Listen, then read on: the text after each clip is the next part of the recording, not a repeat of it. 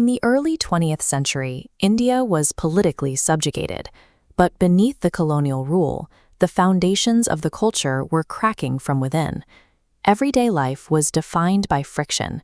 The economy was stalled by hoarding, classrooms were driven by brutal competition, and the working population was paralyzed by a quiet, pervasive psychological stress. The largest demographic in this crisis remained the most suppressed. Women were culturally isolated by the Purdah system and treated as economic burdens, largely excluded from the public sphere.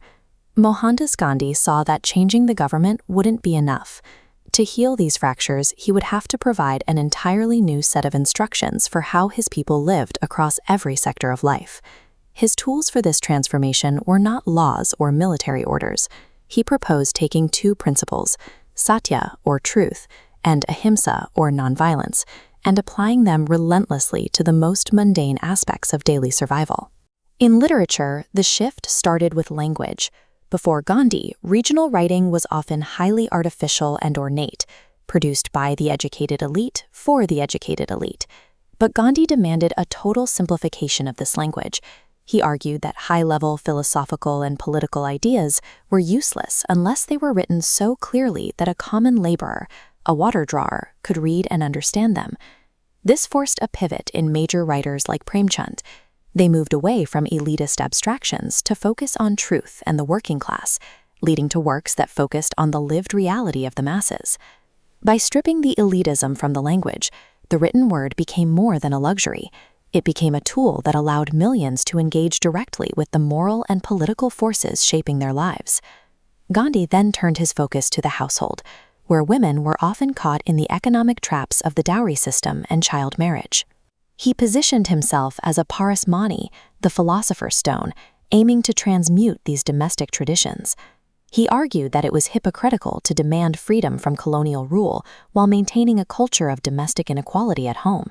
He called for women to reject the Purdah system, step out of isolation, and join the public resistance as equal partners. For Gandhi, national independence was a hollow goal if it didn't include the total, fearless emancipation of women from domestic tyranny. This same focus on personal conduct extended to wealth and the individual ego. He introduced the concept of trusteeship. The premise was radical. Wealthy individuals do not own their assets. They act only as temporary guardians of resources that fundamentally belong to the society that produced them. This external rejection of hoarding mirrored his internal advice for the mind. He taught that one must live strictly by the truth and always act without any expectation of personal reward or gain. When we stop maintaining a lie, the stress of concealment vanishes, and when we stop measuring our worth by what we hoard, the fear of losing it disappears. In Gandhi's view, the external economy and the internal mind are mirrors.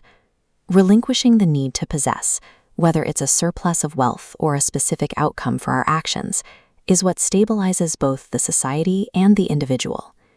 To protect the future, Gandhi attacked the education system. Traditional schools relied on rote memorization and a first and last ranking system that bred jealousy and isolation among students. His alternative was Nai Talim, or new education. It was a model designed to replace academic competition with practical, daily cooperation. Instead of relying on abstract textbooks, the new curriculum centered entirely on physical crafts. Teaching children to build physical objects together inherently breaks down social hierarchies. It prepares a generation for mutual survival rather than individual dominance. Gandhi's physical life ended on January 30, 1948, but his most famous weapon, nonviolence, had a surprising origin. He didn't invent it through intellectual study. He learned it by observing the silent, patient resistance of his wife, Kasturba. While the man was gone, his methods provided a template for movements that would dismantle empires and challenge segregation across the globe. A century and a half later, the chapters he wrote remain relevant.